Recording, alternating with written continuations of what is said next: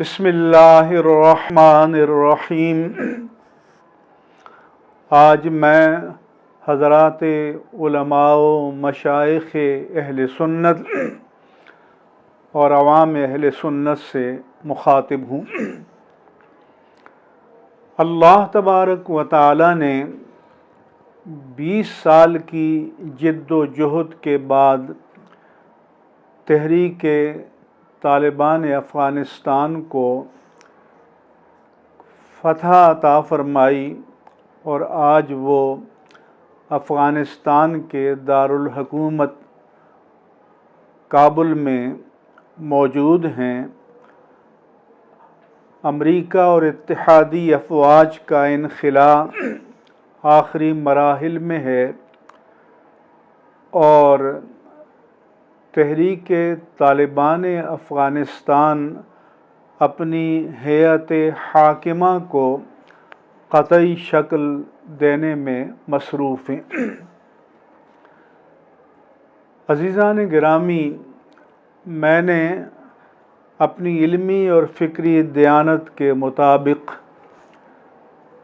تحریک طالبان افغانستان کی حمایت میں چند کالم تحریر کیے اور الحمدللہ علی احسانہ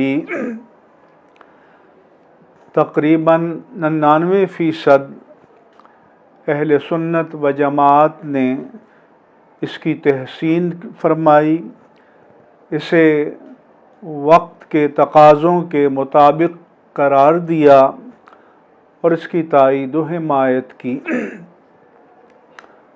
چند افراد نے ہمارے علماء کرام میں سے اس سے اختلاف بھی فرمایا اور یہ ان کا حق ہے۔ یہاں میں یہ بات واضح کرنا چاہتا ہوں کہ داعش، القاعدہ اور تحریک طالبان پاکستان جسے TTP کہا جاتا ہے، یہ الگ حقیقتیں ہیں اور یہ پاکستان کی بھی دشمن ہیں، لہذا ان کے ساتھ اہل سنت و جماعت کا کبھی بھی کوئی تعلق نہیں رہا۔ لیکن تحریک طالبان افغانستان ان سے الگ ہے۔ ہمارے بہت سے لبرل حضرات نے یہ تبصرے کیے کہ تحریک طالبان افغانستان اور تحریک طالبان پاکستان ایک ہی حقیقت ہیں، ایک ہی چیز ہیں، ایک ہی سکے کے دو رخ ہیں، لہذا دونوں سے یکساں نفرت کرنی چاہیے۔ میری اہل سنت و جماعت سے چند گزارشات ہیں۔ نمبر 1 یہ کہ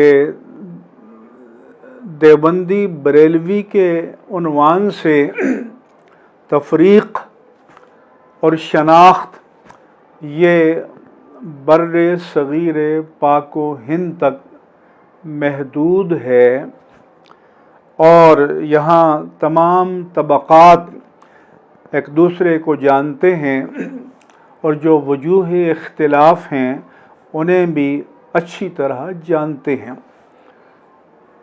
لیکن جب ہم بر صغیر کی حدود سے باہر جائیں گے، شام میں جائیں گے، ترکی میں جائیں گے، ازبکستان میں جائیں گے، تاجکستان میں جائیں گے، تو وہاں جو بندہ سامنے آئے گا تو یہ نہیں پوچھیں گے کہ آپ دیوبندی ہو یا بریلوی ہو۔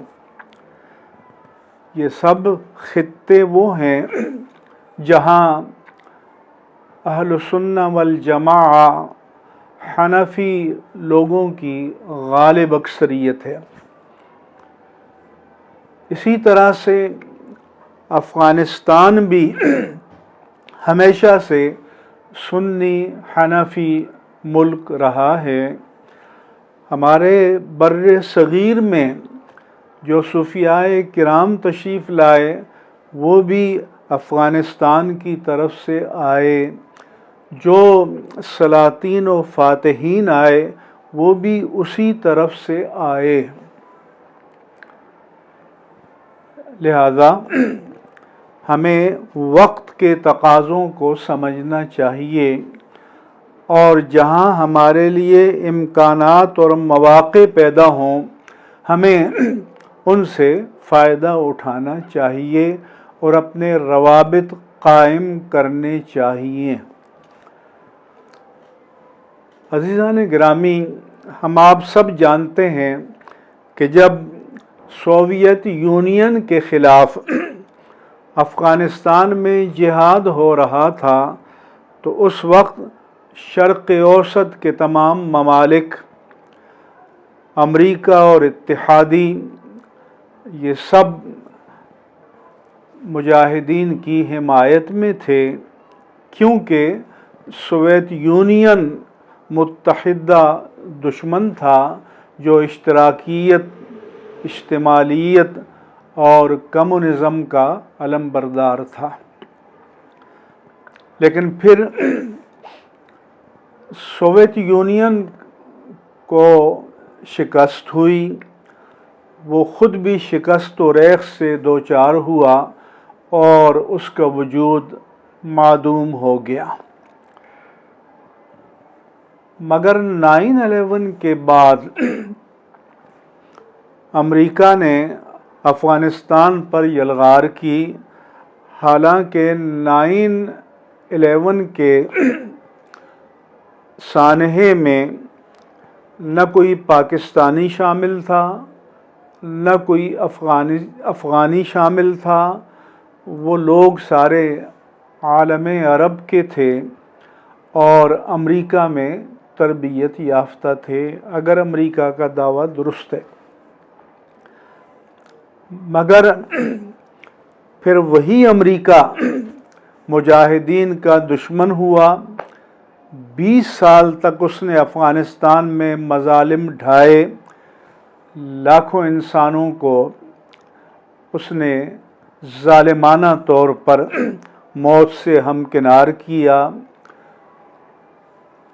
بگرام جیل اور گوانتانامو بے کے اقوت خانے ایجاد کیے اور تحریک طالبان افغانستان امریکہ اور اتحادی افواج کے خلاف اپنے وطن کی آزادی کے لیے مصروف جہاد رہی، اور بالآخر اللہ تبارک و تعالی نے اگست 2021 میں ان کو فتح سے ہمکنار فرمایا۔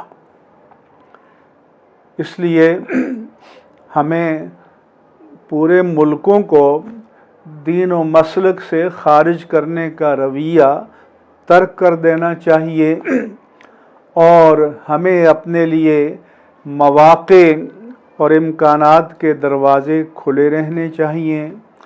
ہمیں تحریکی سطح پر، علمی سطح پر اور مسلک کی سطح پر ان سے روابط قائم کرنے چاہیے۔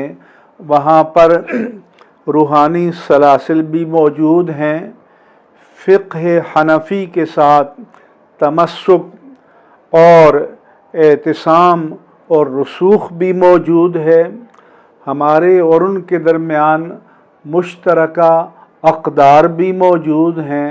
لہذا ہمیں ان حقائق کا ادراک کر کے علمی سطح پر اور دین و مسلک کے مفاد میں مثبت روابط قائم کرنے چاہیے۔ اللہ تبارک و تعالیٰ کا فرمان ہے، یا ایھا الذین آمنوا اجتنبوا کثیرا من الظن، اے مومنو بہت سے گمانوں سے بچا کرو۔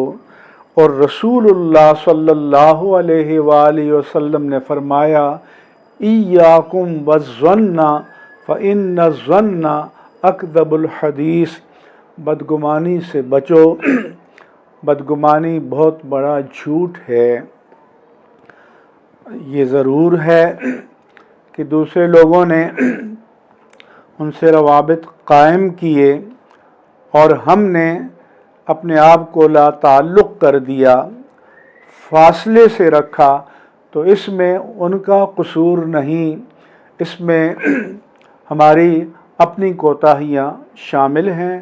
اس لیے ہمیں اپنی جو پوری ایک طرح سے سوچ تھی، فکر تھی، اور ماضی قریب کا جو ہمارا ایک انداز نظر تھا، اس پر نظر ثانی کی کوشش کرنی چاہیے اور نئے حالات میں نئے انداز سے اس پورے خطے کے مسلمانوں کے ساتھ روابط قائم کرنے کے لیے بنیادیں قائم کرنی چاہیے اور بنیادیں تلاش کرنی چاہیے۔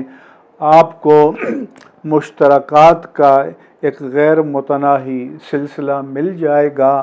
احناف کے فقہائے کرام جو ماوراء النہر سے ہماری کتب فقہ میں جن کا تذکرہ آتا ہے، ان سب کا تعلق اسی خطے سے رہا ہے۔